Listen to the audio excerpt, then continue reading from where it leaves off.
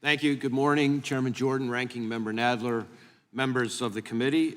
In the time that I have before we get to your questions, I want to talk about the sheer breadth and impact of the work the FBI's 38,000 employees are doing each and every day, because the work the men and women of the FBI do to protect the American people goes way beyond the one or two investigations that seem to capture all the headlines. Take violent crime. Last year alone, working shoulder to shoulder with our partners in state and local law enforcement, the FBI arrested more than 20,000 violent criminals and child predators. That's an average of almost 60 bad guys taken off the streets per day, every day. Or our work going after the cartels, exploiting our southwest border to traffic fentanyl and other dangerous drugs into communities nationwide. The FBI's running well over 300 investigations targeting the leadership of those cartels. And working with our partners, we've already seized hundreds of kilograms of fentanyl this year alone, stopping deadly drugs from reaching their intended destinations in states all over the country and saving countless American lives.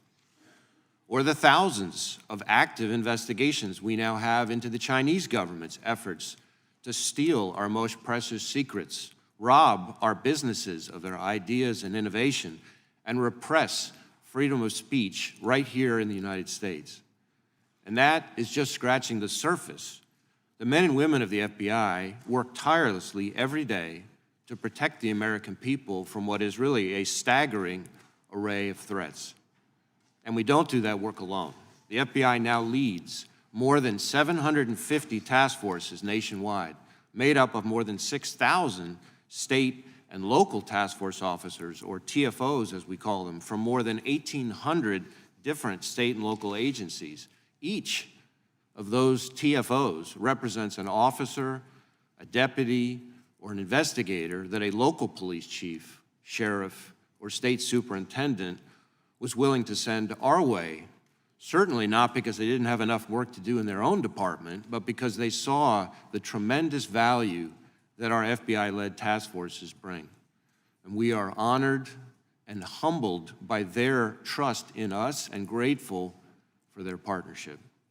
But the numbers don't tell the whole story. To truly appreciate the impact the FBI and our partners are having, you got to look at the cases. Just last month, for instance, the FBI charged 31 members of 2 drug trafficking organizations responsible for distributing dangerous drugs like fentanyl, cocaine, and methamphetamine throughout the area around Marion, Ohio. In that one investigation run out of the FBI's 2-man office in Mansfield, we worked with partners from multiple local police departments and sheriff's offices to take kilos of fentanyl off Marion streets. Enough lethal doses, I should add, to kill the entire population of Columbus, Cleveland, and Cincinnati combined. It's a great example of how even a small office with a small personnel footprint, the FBI is working big cases hand in hand with our state and local partners to have an outsized impact in our communities. The FBI's got thousands of employees working scores of investigations like that all over the country to protect the American people. Those men and women who choose to dedicate their careers, their lives really, to this kind of work and fulfilling the FBI mission are inspiring.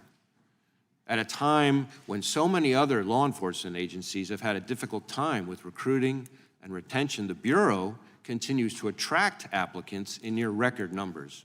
In fact, after the first couple of years of my tenure, the number of Americans applying to be special agents tripled the pace from when I started, reaching the highest levels in about a decade. At the same time, inside the FBI, our special agent attrition has remained in the low single digits and would be the envy of almost any employer. And even with these bigger numbers, the folks we're continuing to add continue to be top-notch. The percentage of both veterans and special agent hires with prior law enforcement experience has remained as steady as ever, between 25 and 30%. Add to that, in a job market where applicants have a whole lot of other opportunities, the percentage of those new agent trainees that also have advanced degrees is up and now approaches about 50% of every class at Quantico. But the thing that unites them all is a commitment to public service, a willingness to put others above themselves. And that is true from the bottom of the organization to the top. Since becoming director, I have worked hard to assemble and cultivate a leadership team that embodies those values and characteristics. It's a team that I purposefully chose because they walked the walk out in the field. Just taking our top 8 leaders as an example, they all came up through the Bureau as line agents. They've worked in 21 different field offices and have a combined 130 years of field experience. They include a West Point grad, veterans of the Army, Air Force, and Marines, as well as a former police officer and state trooper. And not a single one is a political appointee, not one.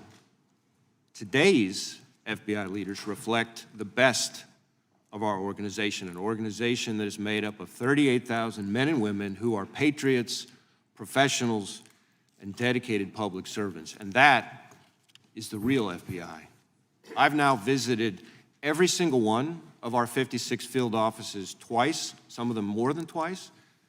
I speak constantly with local chiefs and sheriffs from all 50 states who work closely with us every day, with judges coast to coast who see and hear our work up close, with business leaders who turn to us for help with cyber attacks and Chinese economic espionage, with victims and their families, people that we protect from gangs and predators. And the FBI they tell me about consistently, almost resoundingly, is the same FBI that I see, an FBI that is respected, appreciated, trusted, and that is there for them when they need us the most. And that is the FBI that inspires me and that I'm proud to be here today to represent.